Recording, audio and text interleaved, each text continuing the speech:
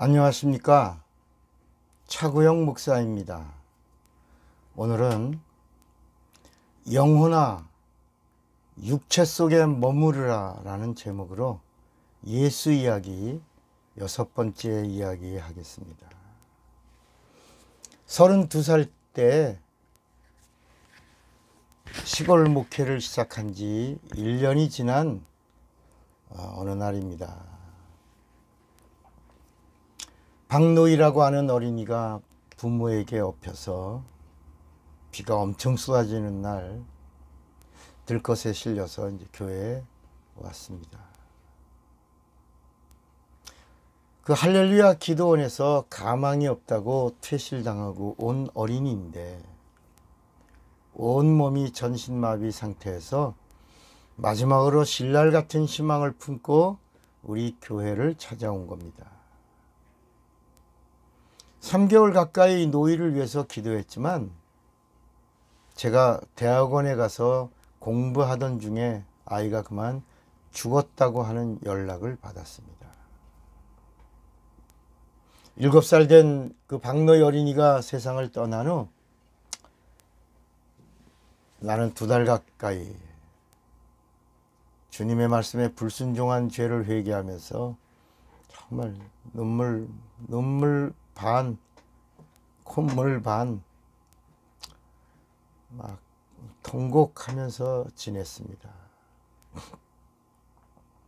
분명히 주님은 그 노이가 죽었은 그 혼잎을 앞에서 노이가 죽은 게 아니라 잔다, 깨워라 그랬고, 저는 죽은 노이를 살릴 수 없다고 단정을 하고 고개를 흔들고 그 귀를 막았고 그러고 나서 결국 장례를 치렀고 뒷산에다가 묻었습니다.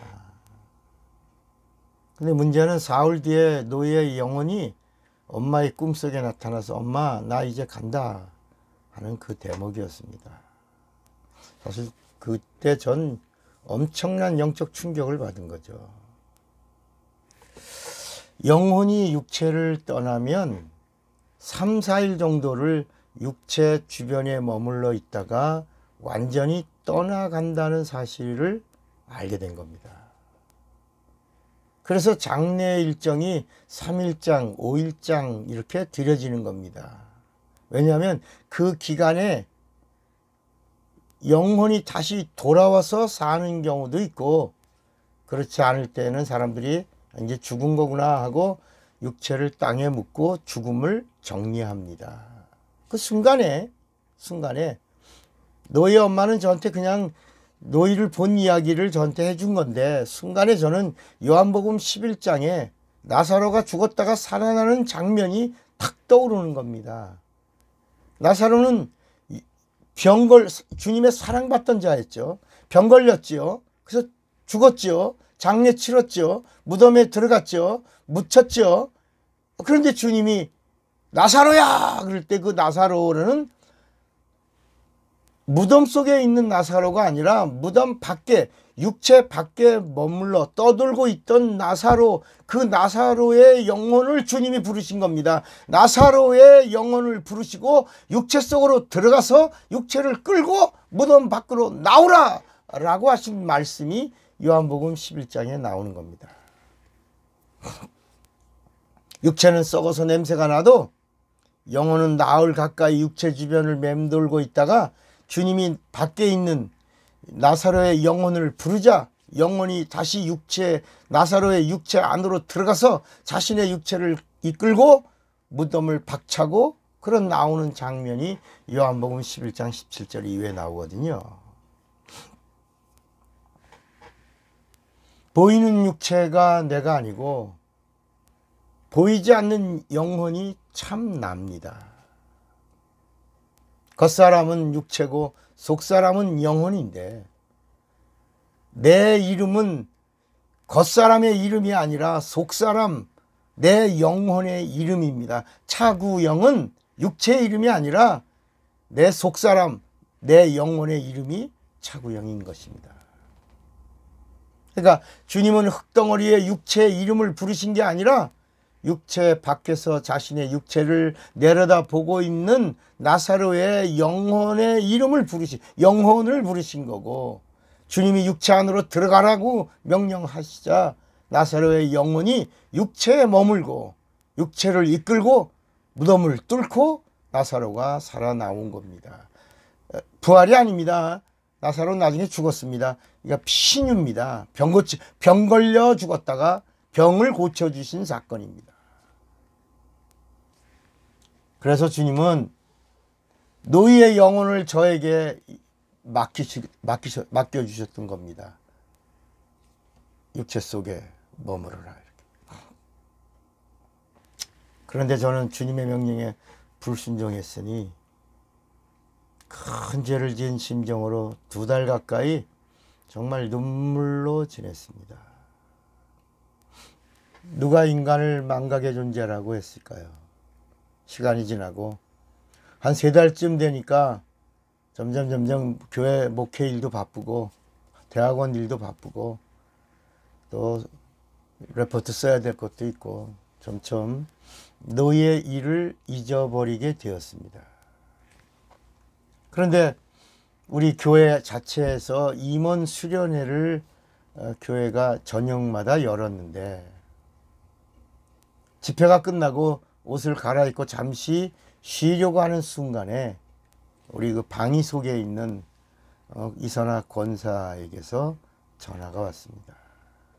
그런데 그 이선화 권사의 목소리가 엄청 다급합니다. 목사님, 나집사가 쓰러졌어요. 자기 남편이 나집사, 이선화는 권사고 남편은 집사입니다. 숨을 안 쉬어요. 그래서 제가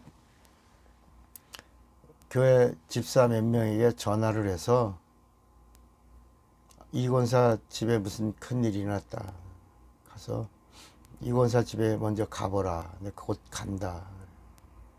잠시 저도 이제 전화 끊고 기도한 다음에 옷을 입고 이제 이 권사 집을 향했습니다.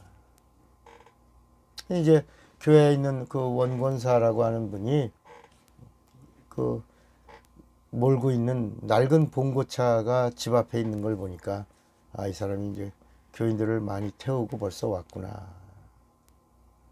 문지방을 딱 넘어가려고 하는데 아이고 하는 소리가 아주 이 권사의 처절한 통곡 소리가 쏟아져 나왔습니다.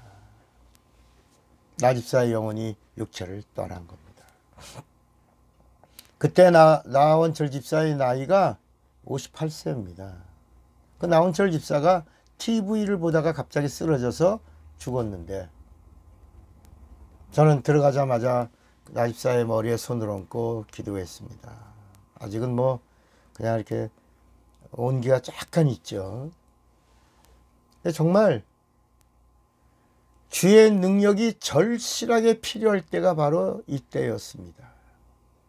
그래서 제가 뭐 거기다 나원철 집사의 머리다 손얹고 제가 드릴 수 있는 기도는 아무것도 없었습니다. 그냥 주님 내게 능력 주세요. 능력 주세요. 그러면서 제가 그렇게 계속 능력 주세요 하다가 천사들아 차 목사를 도우라. 부족한 이 종을 도우라. 도우라. 도우라. 도우라. 도우라. 해서 이선화 권사는 예전에 군 장교 출신입니다. 여군 장교죠. 자기가 간호사 출신으로 나집사에게 할 수 있는 방법을 다 했어요. 막 큰 대바늘 같은 거 갖다가 코도 여기도 막 뚫고 막 피도 따고 뭐 별 모습을 다 취하더라고요. 그러더니 목사님 갔어요 그러더라고요. 그리고 바로 자식들에게 전화를 하면서 얘들아 네 아버지 운명하셨다. 빨리 와서 준비해야 될 것 같다. 그러면서 막 전화기가 바쁘게 계속 전화하더라고요. 그때 저에게 노이의 일이 생각난 겁니다. 그리고 요한복음 11장에 나오는 나사로의 죽음과 육체 밖에 있는 나사로의 영혼을 부르시고 육체 속에 들어가서 무덤에서 나오라 하신 예수님의 말씀이 순간에 제게 탁 떠오르는 겁니다. 아주 강력한 영감이 또 왔습니다. 그래서 저는 거기서 나온철 집사의 영혼을 불렀습니다. 나온철 집사의 영혼아. 사실은요, 불렀는데 입에서는 소리가 안 나더라고요. 여기선 안에선 나온철 집사의 영혼아 안 나오더라고요. 또 제 뒤에 교인들이 웅성거리고 있으니까 목소리가 나오는데 조그맣게 해가지고 나온철 집사요 목소리가 기어 들어갑니다.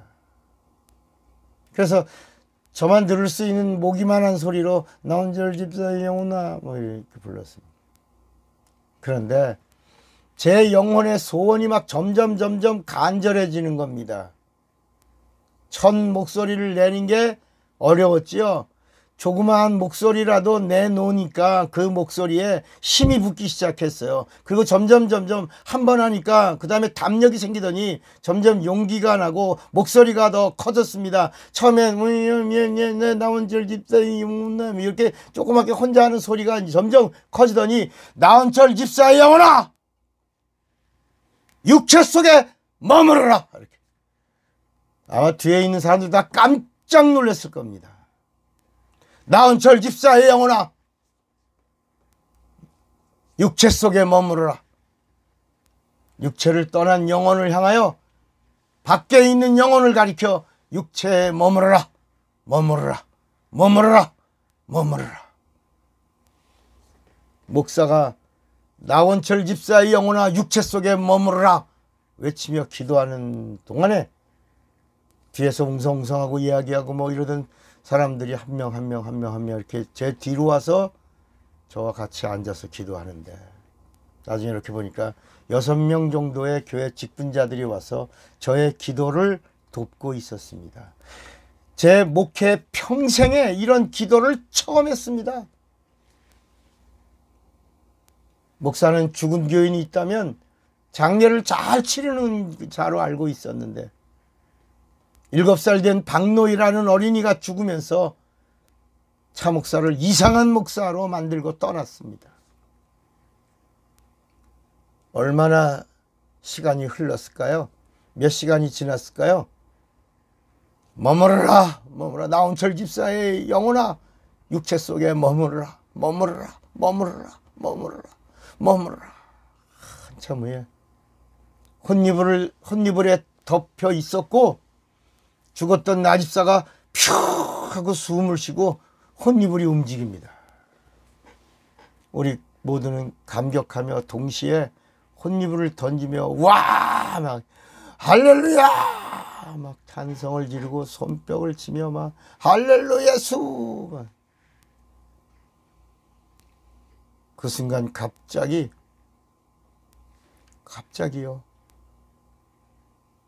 죽은 자도 살리시는 주님의 말씀이다. 아 이렇게 이 말씀이요 그냥 심령을 살리고 뭐 이런 말씀이 아니라 정말 죽은 자를 살려라 하는 그 말씀이요 정말 죽은 자 살리라는 말씀이었어요. 이 말씀이 딱 깨달아지는 순간 신기하게 신구약에 있는 말씀들이 한순간에 쫙쫙 하면서 막 조립되기 시작한 겁니다. 순간이었습니다.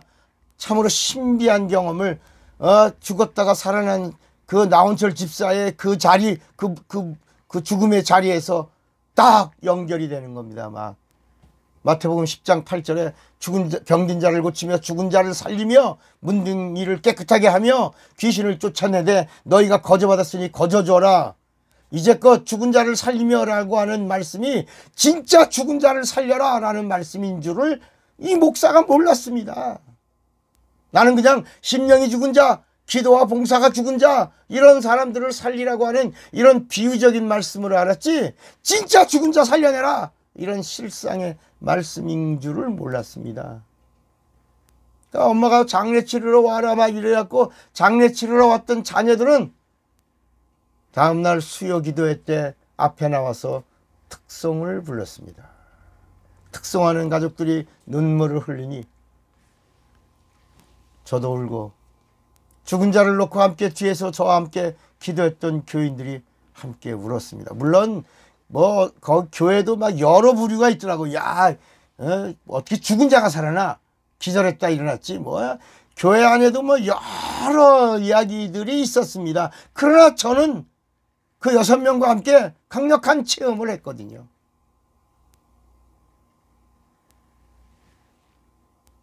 저는 참 복을 받은 사람입니다. 말씀을 통해서 죽은 자가 살아나는 경험을 했으니까 말입니다.